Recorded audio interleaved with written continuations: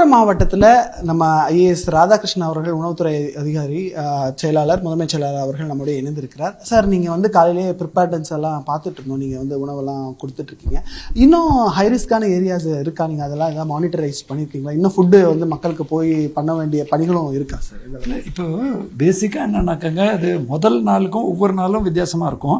முதல் நாளில் நிறைய ஏரியாவில் கம்ப்ளீட்டாக தண்ணி போயிருந்து அடுத்த சில நாட்களும் அப்படி இருந்தது. நேற்றைய தினம் பெரும்பாலான படிஞ்சால் கூட சில இடத்துல இந்த ஐசோலேட்டடாக சில கிராமங்கள் இருக்குது. ஸோ இப்போது இதை சால்வ் பண்ணுறதுக்கு தான் என்னென்னா, ஒரு 12 இடத்துல கம்யூனிட்டி கிச்சன்னா ஒரு மெயின் இடத்துல 24/7 சமைக்கிறோம். அதில் இந்த பொட்டலங்கள் வந்து யானை வண்டி மூலமாக தேவைக்கேற்ப பண்ணுறோம். இன்னொன்று நிறைய இடத்துல இப்போ டீசென்ட்ரலைஸ் பண்ணி அந்த ஊரக பகுதியில் நாங்களே அவங்க லோக்கலாக சமைக்கிறாங்கன்னு சொல்லி 105 அந்த மாதிரி பகுதி உருவாக்கப்பட்டுள்ளது. அது இல்லாமல் இப்போ என்னென்னாக்கா, வண்டிச்ச பகுதியில் சில பேர் என்னென்னா, எங்களுக்கு ட்ரை ரேஷன் கொடுத்தா நாங்கள் சாப்பிட்டுக்கிறோம், ஏன்னா எங்களோட நெல்லெல்லாம் போயிடுதுன்னா அந்த மாதிரி தேர்ட் பாயிண்ட்டு. அதுக்கு வந்து நியாய விலை கடைகள் மூலமாகவே 5 kg அரிசி, 1 kg பருப்பு, 1 kg சர்க்கரை விநியோகப்படுகிறது. அது இல்லாமல் நிறைய ஒவ்வொரு பகுதியிலும் நீங்கள் வந்து 20க்கு மேற்பட்ட கம்ப்ளீட்டாக பாதிப்பான கிராமங்கள் இருக்குது. அதுக்கு பக்கத்து முதலமைச்சர் சொல்லி அருகில் உள்ள 10-12 மாவட்டத்திலேருந்து பொருட்கள் வந்துள்ளது, பல்வகையான பொருட்கள். அதை நம்ம ஸ்ப்ளிட் பண்ணி அதை வந்து இப்போ அரசூர் அந்த மாதிரி பாதிக்கப்பட்ட இடங்களுக்கு ப்ரியாரிட்டி வைஸ் கொடுத்துட்டே இருக்கோம். ஸோ இது தொடர் பணி. இந்த மாதிரி இருக்கும்போது என்னன்னா, எப்படியுமே ஒரு கிராமம்னா கிராமம் மட்டும் இருக்காதுங்க, பல்வேறு குடியிருப்புகள் இருக்கும். எங்கேயாவது ஒரு மிஸ்ஸிங்னு தகவல் வந்தால் அந்த ஏரியாவுக்கும் ஏற்பாடு பண்ணுறதுக்கு பண்ணியிருக்கோம். தொடர்ந்து இந்த ஒர்க்கு பண்ணிகிட்டே இருக்கோங்க.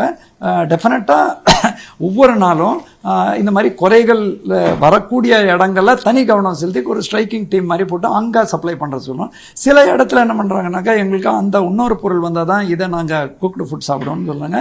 அந்த மாதிரி இடத்துல பேசி இன்னொரு அவங்க அன்லிங்க்டாக என்ன பண்ணுறாங்க, எங்களுக்கு பாதிப்பை வந்து கணக்கீடு பண்ணதுக்கப்புறம் பண்ணணும், அதை அவங்களுக்கு புரிய வச்சு வருவாய்த்துறையினோட இது பாதிப்பு கணக்கீடு பண்ணுறது செப்பரேட்டாக தயாரி பண்ணுறோன்னு சொல்லி பண்ணிட்டுருக்காங்க. இப்போ இந்த டீசாலிட்டேஷன் ரொம்ப முக்கியம் சார். ஏன்னா இந்த நிறைய இடத்துல இந்த பாதிப்பு வந்து ரொம்ப ஜாஸ்தியாக இருக்குது, கால்நடை அடிச்சுட்டு இருக்குது, ரொம்ப தொற்று ஏற்படுறதுக்கான வாய்ப்புகள்லாம் இருக்குது. ஸோ நம்ம அதையும் கொஞ்சம் கவனத்தில் எடுத்துக்க வேண்டியது இருக்கா சார்? நீங்கள் ஏற்கனவே முதலமைச்சர் சொல்லி இன்னைக்கு 111க்கும் மேற்பட்ட இந்த சுகாதார கேம்ப்ஸ் வந்து போயிருக்கு. கார்த்தால நீங்கள் பார்த்தீங்கன்னா இங்கே இருக்கக்கூடிய 2 அமைச்சர்கள் முன்னிலையில் அந்த வண்டிகள் எல்லாம் போயிருக்கு.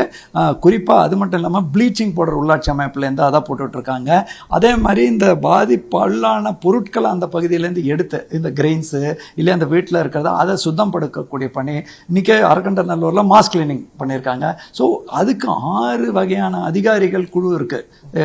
இபியை சரி பண்ணுறதுக்கு நந்தகுமார் ஐஏஎஸ், அதுக்கப்புறம் ஊரக பகுதிக்கு இயக்குனர் அவர் இருக்கார், டவுன் பஞ்சாயத்து இயக்குனர் இருக்காங்க, ஓவரால் மணிவாசன் ஐஏஎஸ் இருக்கார், அதுக்கப்புறம் கலெக்டர் பழனி இருக்கார். ஸோ இந்த மாதிரி ஒரு இதில் படிப்படியாக ஒவ்வொரு நாளும் இம்ப்ரூவ்மெண்ட் வருங்க. ஓகே, இப்போ இபி பிரச்சனை எந்த இடத்துல இருக்குன்ற ஐடென்டிஃபை பண்ணிட்டோமா சார்? ஏன்னா இந்த இப்போ போஸ்ட் போல்ஸ்லாம் நிறைய இடத்துல சாஞ்சிருக்கிறது நம்ம பார்த்துருக்கோம். அதுக்கான ஐடென்டிஃபிகேஷன் எப்படி உணவுத்துறை சார்பில் நானும் ரிஜிஸ்ட்ரார் கோஆபரேட்டிவ் சுப்பையன் சார் இருக்கோமோ, அதே மாதிரி நந்தகுமார் ஐஏஎஸ் தன்னோட களப்பணியாளர்களோட களப்பணியில் இருக்காருங்க.